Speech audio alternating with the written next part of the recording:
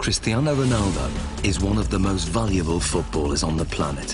His talent is mesmerizing. He's really good technically, he's really fast. He's an athlete, a complete athlete. Cristiano Ronaldo is one of the best players in the world. But what is it that gives Ronaldo the edge over other players? To find out, he's come to this specially created state-of-the-art laboratory in Madrid. Here, in a world exclusive, sports science experts are going to forensically analyze what makes him such an efficient machine. Ronaldo will submit to an array of tests, each one designed to investigate a different strength in his game. It's amazing to see how my body works, so it's a fun day. The results are revealing and often surprising as Cristiano Ronaldo is tested to the limit.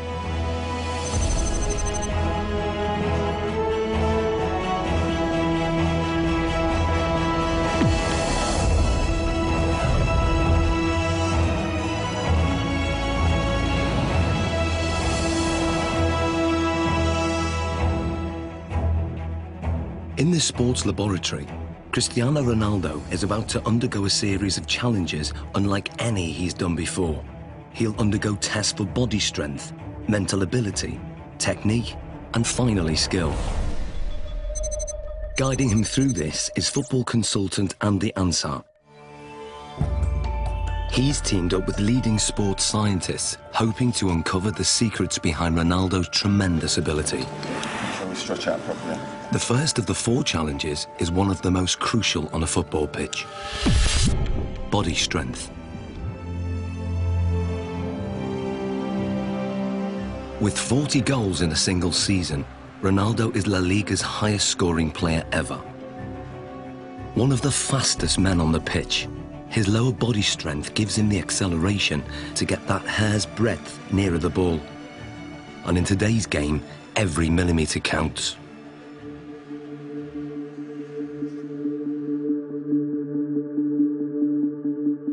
To test Ronaldo's sprinting ability, Andy has developed a 2-part challenge. First, a straight sprint over 25 metres.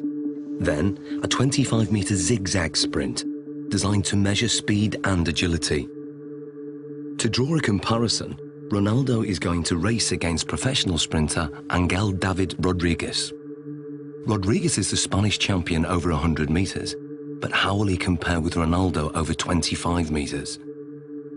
Infrared beam timing gates will give split-second results.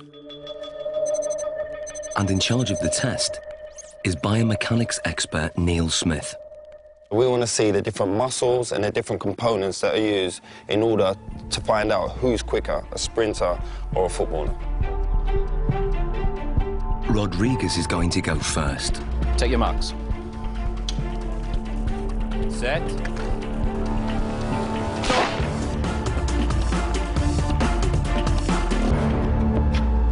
How do we do, Neil? Angel hit 3.31 seconds there, Andy. Angel quality, different class. It's fast. What do you think Ronaldo will do? Maybe the same, strong, accelerated. You sure? Yeah, I know. Slow-motion replays reveal that Rodriguez makes a strong, explosive start, reaching top speed in under half the distance.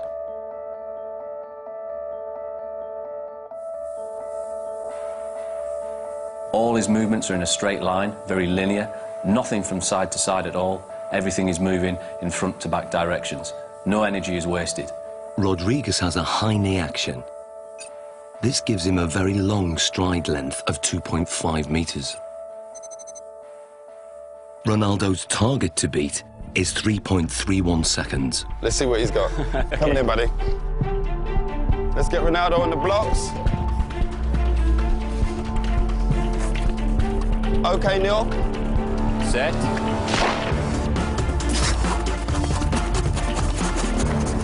Angel, come and join us. What was Ronaldo's time? He's done well, Andy. He's got 3.61 seconds. And what was Angel's time? Angel clocked in at 3.31. So that's 0.3 seconds. 0.3 difference. Absolutely quality.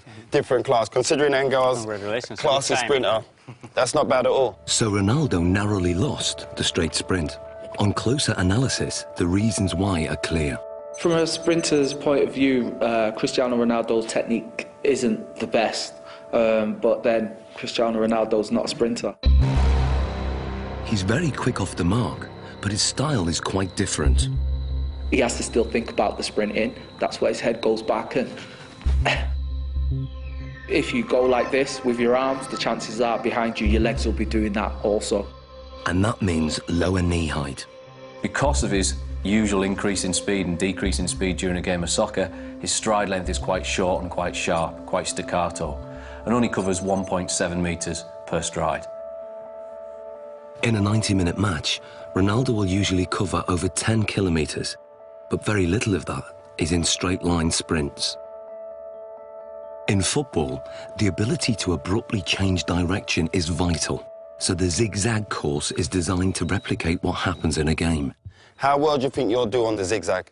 Me? Yeah. He kicks me. Let's go and do our thing. Come on, guys, let's give it a go. Take your marks. Get set. Go. Rodriguez is still very fast around this course. He navigates the poles well, keeping his balance even when his body is almost at 45 degrees at some points.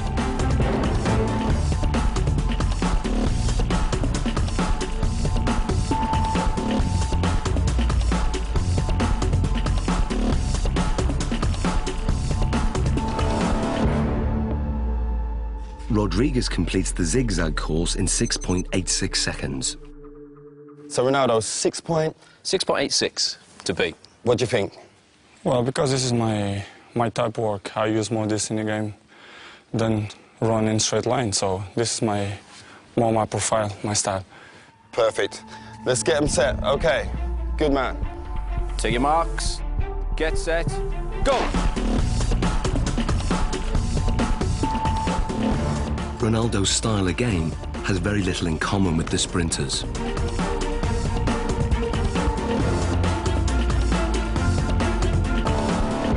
Okay, Angel, come and join us. So first of all, Neil, remind us of Angel's score. Angel came in at 6.86 second. 6.86. And then Ronaldo's? 6.35. So what's the difference there? Almost half a second there, Andy. Almost half a second Superb. between. Superb. Exactly what we was expecting from our footballer, correct? Yeah. Well, what we're hoping there, you can see a very big difference between the straight line sprinting. We've got very long strides, nice high centre of gravity. Cristiano comes into his own here. Yep. We lower the centre of gravity. We enable ourselves to push off and accelerate sidewards.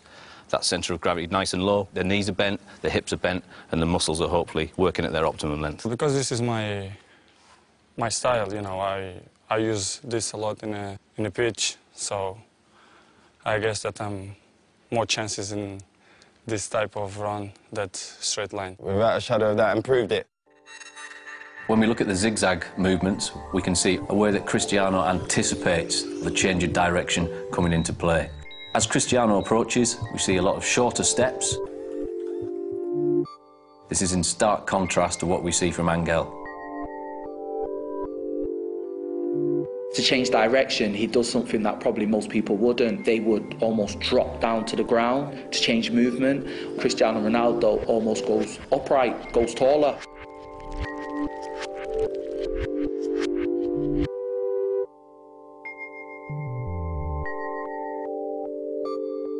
Oh, look, he jumps into it with 2 feet this turn. Here we go. Yeah.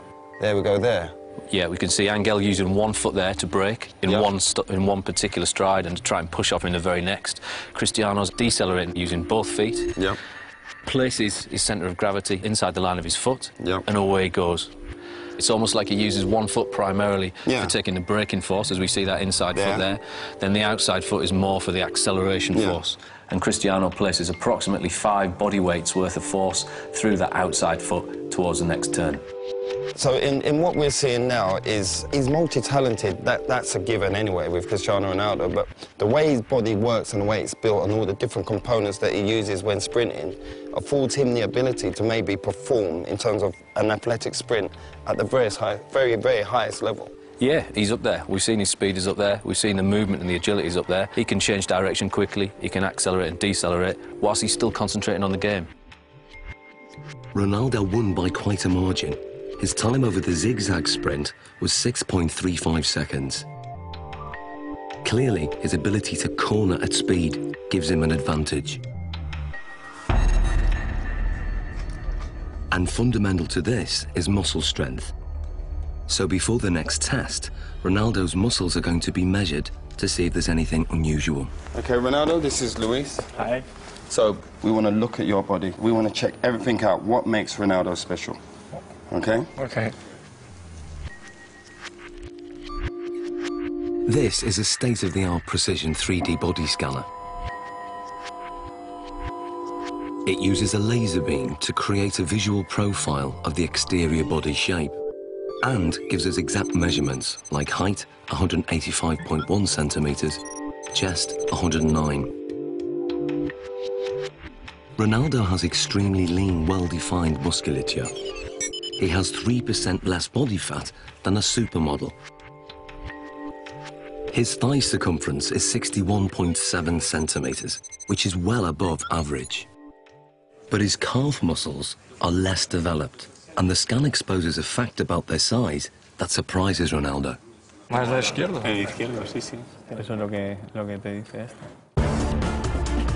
Having uneven calf muscles hasn't held Ronaldo back. In fact, his body dimensions are part of the secret to his success. He has the long legs of a sprinter, the lean physique of a middle-distance runner, and the powerful thighs of a high jumper.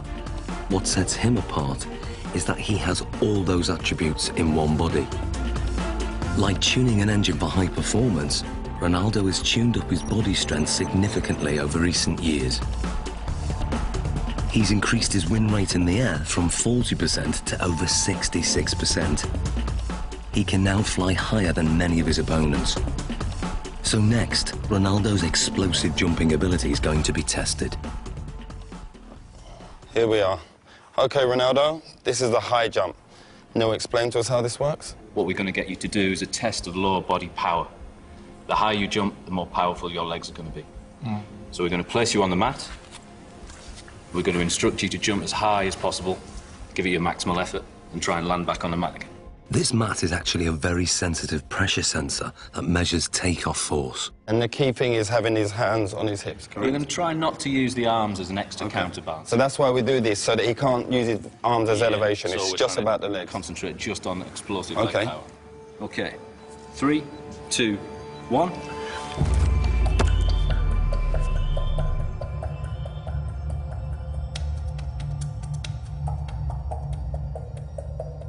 The result is surprising. Ronaldo jumps only 44 centimeters, barely average, with a force of just 1.5 times his body weight. Something's wrong. So now, this is the thing, you don't jump like that in a game. Yeah. We have to make it relevant to football. Of course, if you jump with free hands, Yeah. it's better. You jump more than here, you're quite limited. So can you also register that? If I get Ronaldo to jump, if he comes in and jumps up off one foot and lands... We'll get the impact of the pressure as he hits the pressure plate. Let's try that. Let's try that. 3, 2, 1, go. Now the results are very different. Ronaldo's body strength enables him to jump 78 centimeters, which is higher than the average NBA basketball player can jump. His takeoff force is almost 5 times his body weight, or 5 Gs, the same as an astronaut goes through at takeoff. But what's more intriguing is what he does in the air. When he jumps high, he tucks his knees and his legs up behind under his buttocks. This has the effect of raising the centre of gravity temporarily, but enables him to give this impression of hanging in the air, ready for him heading the ball into the goal. Excellent. Good, good, good. Awesome, Ronaldo. Let's move on to our next test. Very hard, because you have to give 100% everything that you involve. Ronaldo's muscle distribution and raw body strength contribute significantly to his ability. But the next set of tests will reveal how important his mental ability is to his game, and the results are truly stunning.